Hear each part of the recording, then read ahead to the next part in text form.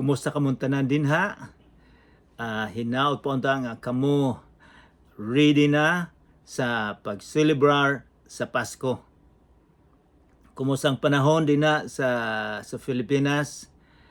Hinaot po nga wala nay bagyo, wala nay kilat, wala nay dalugdog, wala nay linog. Hinaot po nga ang panahon okay na kaayo dinha. Kay daghang mga Pilipino nga mopauli para sa Pasko. Diri sa among lugar, diri sa among syudad, ako unta nay X-ray, pero wala ko nakaadto sa akong appointment kay tungod ang panahon nagbagyo diri og snow og ang mga dalan danlog kayo kay nahimong nahimong ice. So peligro ang suroy-suroy karon. So kadaghanan naarami diri sa balay karon og siguro ugma ilang ayuhon, ilang butang balas. So dili na pod peligro ang pagsuroy-suroy sa syudad. So mao nay among kinabuhi dinhi og sa dili pa kita magsugod atong hangyo ng Ginoo nga magauban kanato karon. Magampo kita.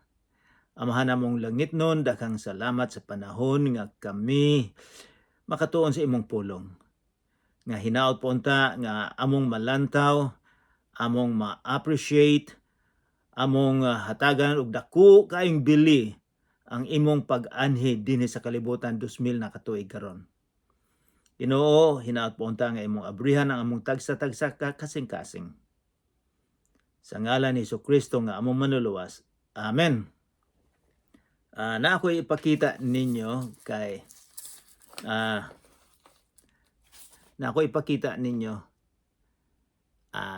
Christmas tree.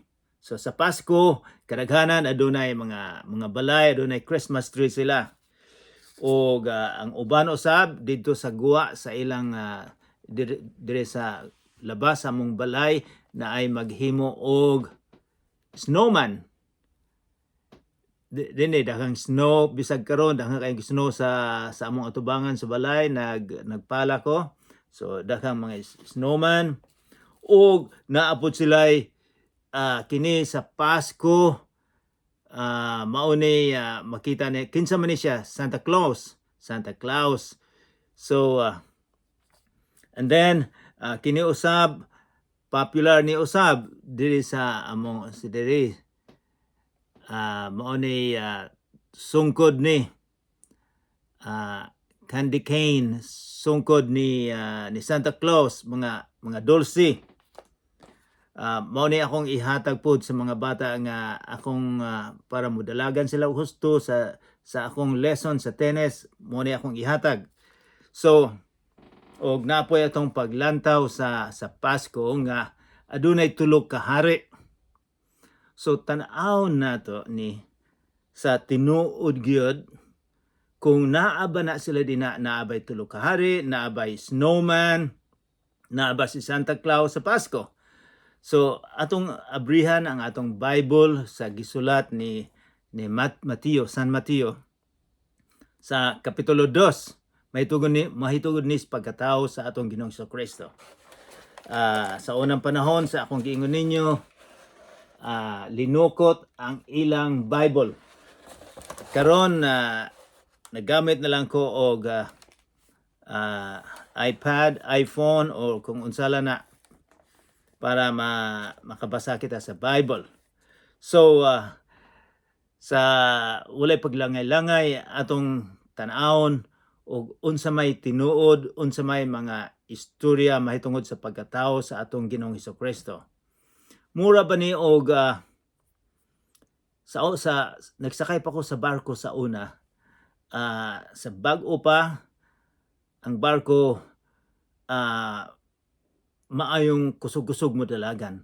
Apan paghuman na og mga unom or usa ka tuig daghanang lumot nga mutapot sa barko sa biyahe sa tibuok kalibutan.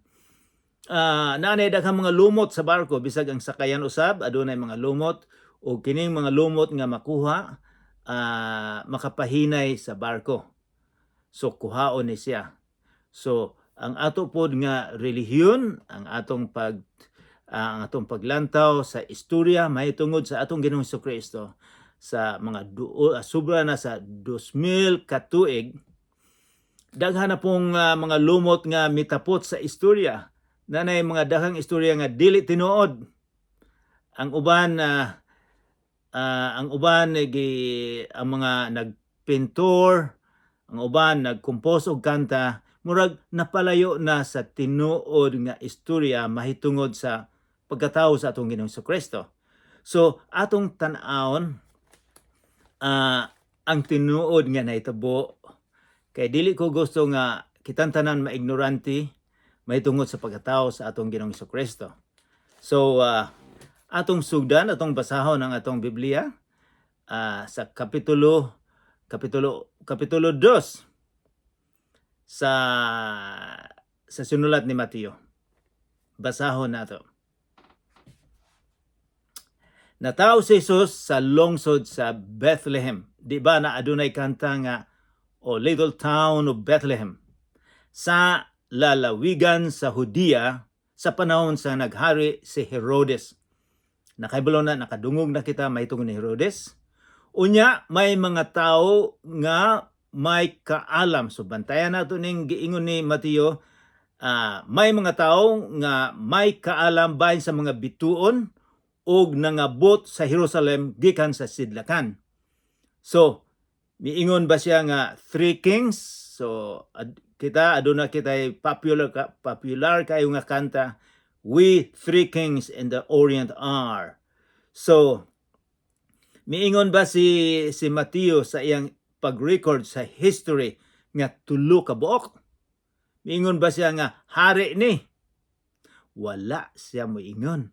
Ang tinuod nga kining mga tawhana, miingon siya gi-describe niya nga may kaalam bahin sa bituon nga nagabot sa Jerusalem gikan sa sidlakan.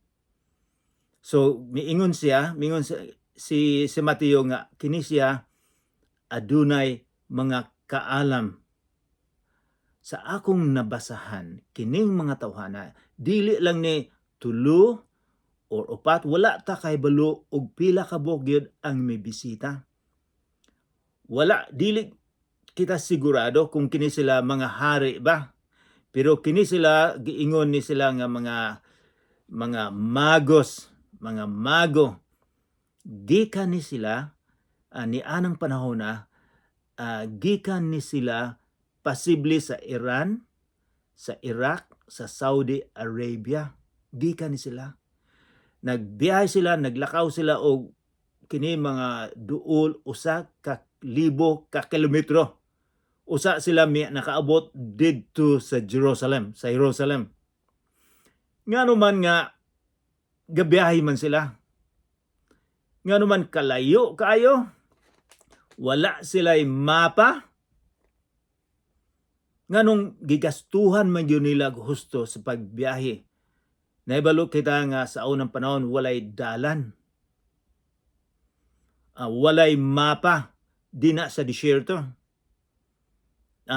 Siguro kini sila, kining mga tawhana sa akong nabasan, mga bright ni sila, mga mura ni sila mga senators sa ilang nasyon. Usa sila sa mga grupo sa mga tao nga mao'y mupili og hari. So kini sila mga influensyado og husto. Ang uban ni mga tigulang na siguro, pero may biyahe gyapon sila. Og nagabot sila sa Jerusalem, ang sa versikulo 2, og nangutanas sila. Miadto sila sa templo, miadto sila sa opisina sa hari sa Jerusalem nga mao si Herodes, sa iyang opisina, sa iyang balay, og miin siya, hain man ang bata nga natawo nga mao'y mahimong hari sa Hudiyo. Mao'y pangutana nila. Pero nangutana siya sa hari didto sa Israel nga si Herodes. Mingon siya, nakita namo ang bituon nga nagpahibalo sa iyang pagkatawo sa pagsubang niini dito sa sidlakan ug miani kami aron pagsimba kaniya. Atong mahibaw-an nga ang tuyo nila, ang purpose nila nga nagbiyahe sila, naglakaw sila og pila siguro mga usa ni kabulan ang paglakaw nila kay layo ni kaayo nganong gaantos man sila og husto aron nga pagsimba lang, magsimba sila ni ining hari sa Israel. So kini sila matingala kita nganong nagantos man gyud sila. Tingali pagbiyahe nila nag-uan sila nga ang akong pamilya, akong biyaan akong pamilya, akong biyaan akong trabaho, mag-prepare kami at nagdala sila mga sundalo, mga pagkaon, gikanahanglan gyud nagpagkaon kay mo biyahe ka sa disyerto. Kung moadto kag disyerto, init kaayo sa gabi bugnaw. Nganong gaantos man sila. Nganong gipangita man gyud nila ni kining bata. Nganong sila man ang gisultian sa Ginoo nga gipahibalo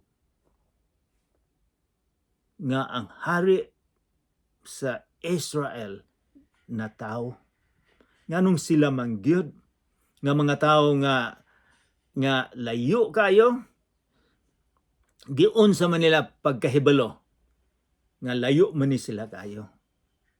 Usa sa akong nabasahan nga usa sa mga tao sa unang panahon pa sa mga 2,000, mga 1,500 years before the birth of Jesus, so wala pa nato si Jesus, kining mga lugar, mga sa Saudi Arabia, Iran, kini sila ang mga powerful, sila mga bantugan, sila ang mga boss doon. O nakuha nilang Israel and then ilang kuhaon ang mga tao ug ibalhin sa ilang lugar aron mahimong mga sulugoon nila. Usa sa nakuha nila, nabihag nila mao ang gitawag nga si Daniel. Kung basahon nato ang libro, si Daniel gasulat.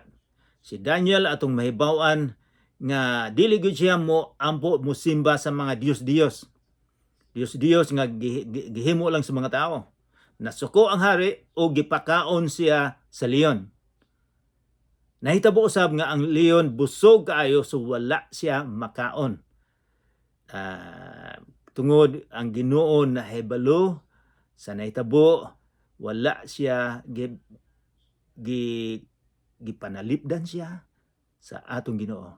So og didto si Daniel nagsulti mahitungod sa mga Hudiyo, nagsulti mahitungod sa umaabot nga hari. Aduna kay ang karaan nga Bible, karaan nga testamento, ang tuano ang po didto. So murag nahibalo siguro kining mga maalamon dili ni tulo ka hari, nahibalo sila tingali mahitungod sa umaabot nga hari nga gisaad sila ang nasultian sa Ginoo, gipahibalo. So unsa may ilang giingon sa pag-adto nila, versikulo 2, mingon sila sa hari, hain ang bata nga natawo nga maoy mahimong hari sa mga Hudiyo. So ilang nahibalo sila nga kini hari ni sa mga Hudiyo. Kini ang gisaad sa mga writings ni Daniel o mga sinulat ni Isaiah. Nakita namo ang bituon nga nagpahibalo sa iyang pagkatao sa pagsubang niini dito sa sidlakan ug miani kami aron pagsimba kaniya. So gigiyahan sila sa bituon. Dili lang ni ordinaryo nga bituon, dili ang uban moingon nga comet ni, kometa o kuani siya, Saturn, Mars nga nag-align, apan kini sila ang nag-guide. Ato usab nga mahibaw-an adunay mga sa karaan nga tugon sa dihang gikuha sa Ginoo ang mga Hudiyo nga ang ilang pangulo si Moises didto usab sila sa disyerto. Ang nagiyas kanila adunay suga. Kung asa sila padtuon, musunod lang sila sa suga. Kini usab nga tawhana, misunod sila sa bituon. Bituon nga naggalihok, dako gyud nilang pagsalig. Ilag yung gipangita kung kinsa ning bataa, kung kinsa ning tawhana, kung unsay among nabasahan. Mituo sila og misalig sila niining hari. Unsay ilang tuyo nga milakaw sila usa ka libro sobra sa usa ka libo aron sa pagsimba niining bataa. Sa pagkahibalo verse 3, sa pagkahibalo ni Haring Herodes ni ini, wala siya mahimutang ingon man ang tibuok Jerusalem. Wala sa mahimutang kay siya man ang hari ni anang panahona. Kanang si Haring Herodes, dili siya Hudiyo. Palakasan lang. Malakas siya sa emperador sa Roma. Mao nang gibutang siya nga hari dina sa Israel. Dili gyud siya Hudiyo. Edomian siya. Kay ang iyang papa, amigo sa emperador sa Roma, so pagkamatay siyang papa, siya ay nahimong hari. Kini siya peligro kayo ni siyang pagkahari. Gipapatay niya ang asawa niya. Siya adunay sobra sa 10 ka asawa o duha sa iyang kamugulangan nga anak iyang gipapatay. Ngano man nahadlok sila nga kuhaon nila ang iyang trono. Bisag karong panahon na kanang mga diktador nga mga leader sa kalibutan o sa Russia si Putin, kung magduda siya nga aduna kay masama nga idea, nga plano, dali ka lang patyon nila. Si Hitler sa unang panahon, kung magduda lang siya, patyon usab. Ang leader sa North Korea, kung magduda siya nga aduna kay masama nga plano, dali lang kang ma-eliminate. So mauni si Haring Herodes. Sige siyang galantaw sa likod kung kinsay mo patay niya. Diha gani istorya ang emperador sa Roma miingon mas safe pa ang baboy kaysa pamilya ni Haring Herodes. Mas dili pa patyon ang baboy lutuon. Mas safe pa sila kaysa mga anak ni Herodes. Kay patyon man niya. So mauni si Herodes. O verse 3, pagkahibalo ni Haring Herodes, niini wala siya mahimutang ingon man ang tibuok Jerusalem. Sa pagkadungog nila nga naa di anay hari nga natao. So, verse 4, gitigom niya ang kadagkuan, gitigom sa hari ni Haring Herodes ang kadagkuan sa mga pari o ang mga magtutudlo sa balaod o gipangutana nila sila. Kini sila mga think tank ni sila. Kini sila ang nahibalo sa karaan nga tugon. Kini sila ang mga leader dito sa templo. Sila ang nagbasa sa Biblia. Sila ang nahibalo. So ilang iya dayong aduna siya konferensya. Nagtigom din siya, gipatawag niya, hey, kamong nahibalo, kamong magtutudlo sa balaod. Gipangutana niya, asa man matawo ang Misayas. Niingon siya, asa man nahibalo day siya nga ang manluluwas moabot, nga ang Ginoo muhatag og Misayas. Kanang Misayas manluluwas or Kristo or dinihogan, anointed. Nangutana siya, asa man mataho ang Misayas?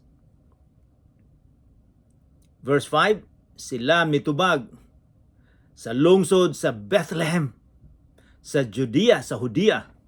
Mao kini ang giingon sa Dios nga gisulat sa propeta. Sa Micah chapter 5, kapitulo 5, dinha atong makita nga ang Ginoo miingon nga ang Misayas dinha mataw sa Bethlehem. So nahibalo sila dayon. Nahibalo sila kay gabasa man sila. Kining Bethlehem duol ra ni kaayo sa Jerusalem. Mga duara ni ka oras, mga 6 ni ka kilometro o duara ni ka oras nga ilang lakton. So nahibalo sila sa ilang Biblia. Sila mitubag sa lungsod sa Bethlehem sa Judea, mao kini ang giingon sa Dios nga gisulat sa propeta. Kini gikan sa Micah verse 6, ikaw Bethlehem sa yuta sa Huda, dili ka labing ubos sa mga dagkong lungsod sa Huda, kay magagikan kanimo ang usa ka pangulo nga maoy magmando sa akong katawhan, ang Israel. Mao nay nasulat. Ang Misaya dina matao. Ang manluluwas dili lang sa Israel, kundi mangluluwas sa tibuok kalibutan. Manluluwas sa kasalanan.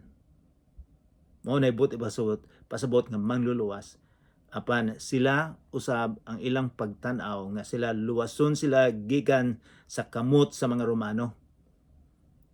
Pero ang manluluwas dili political, dili military, kundi spiritual. Luwason kita sa atong mga sala.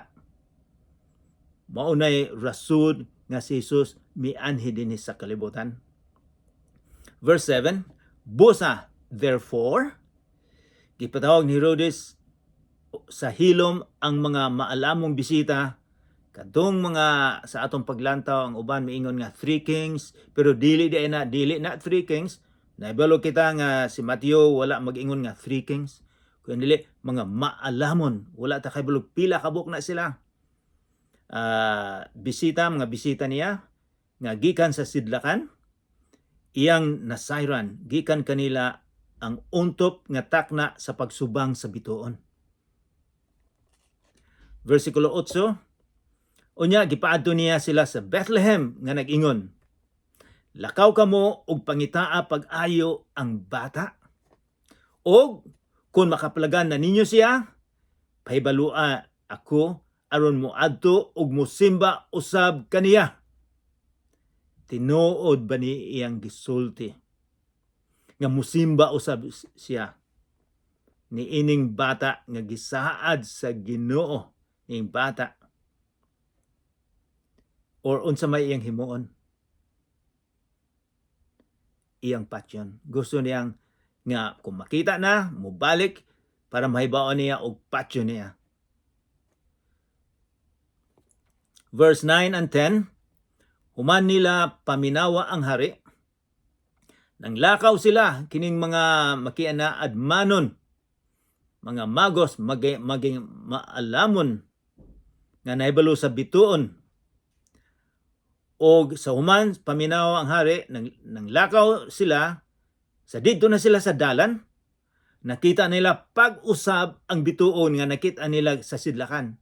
So, pag-abot nila di ay sa Jerusalem, dito sa palasyo ni Herodes, ang bituon mihunong pagpakita. Paglabas na nila, pagsugod na nila pangita, mga 6 ka kilometro gikan sa Jerusalem paingon sa Bethlehem, nagpakita na usab ang bituon, mao'y gagiya kaniya. And then, sa didto na sila sa dalan, nakita na nila pag-usab ang bituon nga nakita nila sa sidlakan.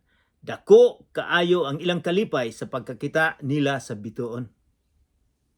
Og nag-una kini kanila, hantod nga miabot kini, mihunong naabot ang bituon, mihunong usab. Og mihunong sa lungsod gayod sa nahipmutangan sa bata. Unsa maning bata nga giingon? Kini si Jesus. Nahibalo ba mo nga kining pulong nga bata? Dili ni baby kaysa sa Griego wala sila gagamit og gamay kaayong bata. Kini pasibli nga duha or ang uban moingon nga sa pag-abot nila mga usana ni katuig ang edad sa atong Ginoong Hesukristo. og mihunong og nimutangan sa bata. So nahibalo kita nga dili na siya baby tungod sa original nga lengguwahe. Nga siguro ang edad niya mga 1 o 2 ka tuig na siya ang bata. Og tan-aw nato naaba siya sa pasungan. Unya misulod sila sa balay, dili di ay sa pasungan. Sa atong mga Christmas card o kanang uban nga miingon nga ang tulo ka hari miabot sa gabii nga dinhay mga anghel, dinhay mga magbalantay sa karnero, ug didto pod ang tulo ka hari. Wala di ay dili di ay na tinuod. Ang gisulti ni San Mateo sa versikulo 11, unya misulod sila sa balay. Di na sila sa balay. Kay si Josep adunay mga paryente din ng lungsura. So nakapuyo na sila dito, aduna sila balay. So atong mahibaon gyud, tanaw ninyo nga dili ni siya pasungan kundi balay na sa pag-abot nila. Nakita nila ang bata uban sa iyang inahan nga si Maria. Nang luhod sila ug misimba sa bata. Wala sila laing gisimbahan, giampuan kundili ang atong Ginoong Hesukristo lamang. Kay balo mo ang pulong nga gigamit nila, nang luhod sila sa ug misimba sa bata. Sa original nga lengguwahe proskuneo. Sa Grego nagamit sila pulong nga proskuneo nga gaampo sila, galuhod sila, apil na ang lawas nila. Giampo kini sila, nahibol sila unsay hari, unsay powerful, unsay gahom. Karon nakita nila ang bata. Nakita nila nga kining bataa si Hesus angay nga simbahon, angay nga ampuan. So ang uban moingon nga si Hesus wala man moingon nga ako ang Ginoo. Kini dinhi atong makita nga misimba kini mga manggialamon gikan sa layo kaayong lugar, mga sobra sa 1,000 ka kilometro para magsimba lang. Og unya sila misimba, wala pa nila makita kung unsa ang power, ang gahom sa atong Ginoong Jesucristo. Wala pa nila makita nga kining bata mudako, maghimog milagro nga pakaunon ang 10 or 20 kalibok ka mga tao. Iyang ang patay, iyang hatagag bagong kinabuhi, ang mga bakol nga di makalakaw, iyang palakton. Milakaw siya sa dagat, daghan siyang gihimo, daghan siyang gitudlo. Kining mga banggiitan, mga manggialamon, wala nila na nakita. Ang nakita nila lang ang bata nga si Jesus. Nag-worship sila, nagsimba sila. Unya verse 11, giablihan nila ang ilang mga gasa. Giablihan. So nagdala sila og gasa. Og mihalad sila kaniyag bulawan, insenso ug mira. Kay bulo kita nga mao nay gihalad nila. Ngano man nga mao man ni ilang gihalad. Sa paglarga nila sa ilang lugar mga usa na ka bulan or pila na ka bulan, mao may ilang gipreparar nga ihalad. So mao ni ang uban nakaingon nga tulo na ka hari tungod kay tulo ka gasa.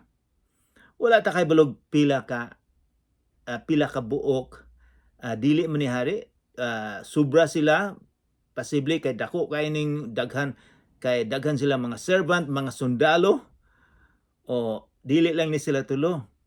Mangutana kita, nganong nahibalo man sila sa ilang gigasa? Unsa may simbolo sa ilang gihatag sa atong Ginoong Jesucristo? Ang bulawan, unsa may gihatag nila? Melag sila bulawan. Ang mga, kung muhatag ka sa hari sa unang panahon, kadaghanang ihatag nimo mga bulawan. So nakita nila og ang simbolo nga kini si Jesus sa bata pa siya, hari na. Og unsa may simbolo sa insenso nga ilang gihatag. Ang insenso sa mga templo sa unang panahon, kung mag-ampo sila, kining insenso ilang sunugon, og ang mga amoy nga mga muadto sa langit, buot ipasabot nga ang ilang pag-ampo muadto sa langit. Ilang nahibawan nga kini siya ang simbolo nga kining bataa nga si Jesus mao'y Ginoo nga angay nga simbahon. Unsa may simbolo sa myrrh? Ang myrrh, kay balo mo? Ang myrrh, kung adunay mamatay, mao ni ilang ibutang, mao ni pabango nila sa namatyan, gigamit nila ni insenso, myrrh, moingon sila nga gigamit usab nila ni sa pag-imbalsamar og tao. So unsa may simbolo aning kamatayon. Ang simbolo mao nga ang atong kining bataa si Jesus, patyon siya, ihatag niya ang iyang kinabuhi, og siya mabuhi pag-usab, ilansang sa cross, mabuhi paghuman sa 3 ka adlaw. So nakita nila ang kamatayon sa atong Ginoong Jesucristo. Wala ta kabalo kung nakita ba na nila o gihatag lang sa ilang kasing-kasing nga mauni tao, mauning bata nga inyong simbahon. Tungod sa gasa, naghatag sila og gold, naghatag sila og insenso, naghatag sila og myrrh sa kamatayon sa atong Ginoong Jesucristo. Interesting kayo ang ilang gihatag. Unsa may unya atong tan-awon usab. Atong tan-awon kining mga relihiyosong mga tao sa Jerusalem, sila ang mga pangulo sa ilang templo. Sila ang nahibalo sa pulong sa Ginoo. Sila ang nagtuon, sila ang nahibalo nga ang manluluwas duol ra nila kaayo. 6 ka kilometro apan wala sila mosimba. Ato dayang makita nga bisan og unsa kadaghan sa imong nahibaw-an, dili mo tulod nimo nga mosimba ka. Kay dili man ka gutom, wala man ka nangita sa manluluwas. Kining mga tawhana, mga manggialamon, gipangita nila, seeker sila, gipangita gyud nila kung haining Ginoo. Murag nahibalo sila gyud nga kinahanglan kita mag-ampo nga atong daigon kining bata nga na tao. Mga tao ni sila nga wala kayo kahibalo sa Biblia. Nag-antos gyud sila nga pangitaon nila ang atong Ginoong Jesucristo. Kining mga relihiyoso nga duol kayo, wala sila ganaha, walay enthusiasm nga sila mag-ampo sa Ginoo. Bisag unsa ka duol nila. And then, so mo na itong bantayan gyud nga bisan og na master nimong Bible or sige kang basa-basa sa Biblia, kinahanglan di ay nga ang imong kasing-kasing maepektuhan. Ang imong huna-huna, dili lang sa huna-huna, dili lang sa kahibalo, kundi ang imong kasing-kasing nga motuo og mosalig ka nga ang atong Ginoong Jesucristo dapat kinahanglan nga atong simbahon. Og versikulo 12, pinaagi sa damgo, gipahimatngunan sila sa Dios sa dili pagbalik ngadto kang Herodes, busa na mauli sila agi sa laing dalan.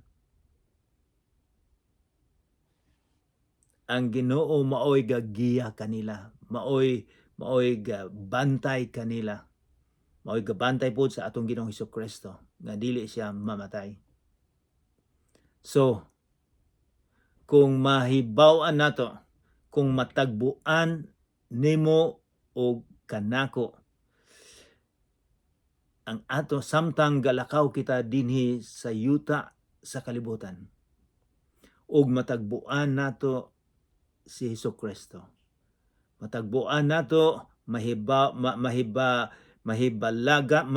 nato sa dalan, ang atong kinabuhi mausab, ang dalan sa atong kinabuhi mausab samtang atong makita ang atong Ginoong Hesukristo.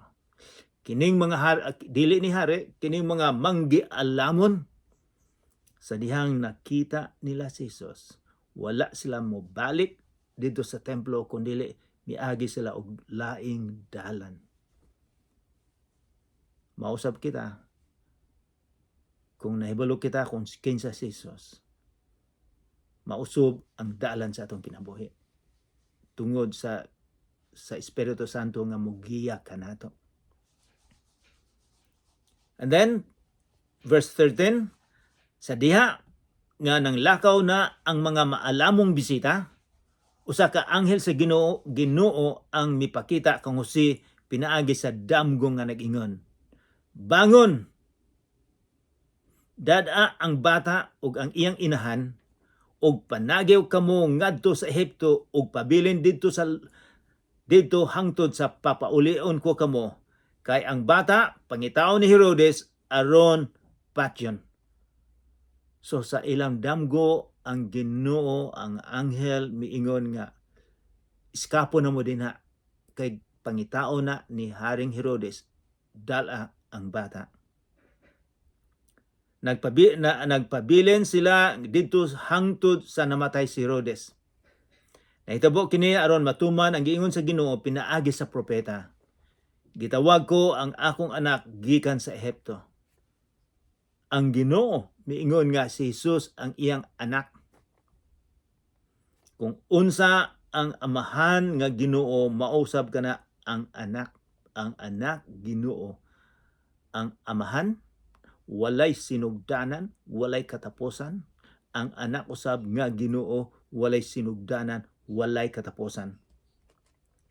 Unsay nahitabo sa pagkamatngon ni Haring Herodes? Verse 16, natingala siya sa mga bisita. Herodes nga nalingla siya sa mga bisita, naluko siya sa mga bisita, nailad siya. Hilabihan gayud niyang sukua. Unya misugo siya sa mga pamatyon ang tanang bata nga lalaki. Nga nagpanuigon gikan sa 2 ka tuig ug ubos nga didto sa Bethlehem og sa mga dapit sa kasikbit. Kini pinasikad sa iyang pangagpas nga maoy gidugayon sukad sa pagsubang sa bituon sumala sa mga gisulti sa bisita. Sa maong hitabo natuman gayod ang giingon sa Dios pinaagi kang propeta Jeremias. May tingog nga nabati dito sa Rama, usa ka mapait nga pagminatay og pagbangutan. Naghilak si Raquel tungod sa iyang mga anak, ug walay makahupay kaniya kay patay naman sila. Verse 19, sa patay na si Herodes, usa ka anghel sa Ginoo mipakita kang Jose didto sa Ehipto pinaagi sa damgo. Bangon, dada ang bata ug ang iyang inahan ug balik ngadto sa yuta sa Israel, kay patay na ang nagtinguha sa pagpatay sa bata, matod sa anghel. Bosa mibangon si Jose ug gidala niya ang bata ug ang inahan ug namauli sila sa yuta sa Israel. So maunay nahitabo. So ang atong Ginoong Hesukristo gibisita sa bata pa siya, gibisita siya sa mga manggialamon aron sa pag-worship, aron sa pagsimba. Bisan og layo kayo, lisud ang kinabuhi, nag-anto sila, nagsakripisyo para makasimba. Karong Pasko, musimba ba mo sa atong Ginoong Hesukristo? Mag-antos ba mo? Mutuo ba mo? Musalig ba mo nga ihatag ang imong kinabuhi? Ang atong Ginoong Hesukristo, miingon siya. Nagpasalig siya, miingon siya, ako ang dalan. Ako ang kamatuoran ug ako ang kinabuhi nga walay katapusan. Motuo ba mo, mosalig ba mo sa atong Ginoong Hesukristo nga siya lang ang dalan? Daghang relihiyon karon sa kalibutan nga moingon nga agi ka mo sa akong dalan. Pero si Jesus moingon, ako lamang ang dalan. Dili ang relihiyon ang dalan, kundi si Jesus lamang. Kabalo ko nga kita usahay proud nga ako, membro ako sa usa ka relihiyon. Apan ang atong Ginoong Hesukristo miingon nga siya lang ang dalan, dili ang atong relihiyon. Siya lang ang kamatuuran. Daghang mga kamatuuran sa kalibutan karon. Tan-aw nimo ang Facebook, ang internet, daghang moingon nga mao ni inyong himuon. Si Jesus miingon, ako lamang ang kamatuoran ug ako lamang ang kinabuhi nga walay katapusan.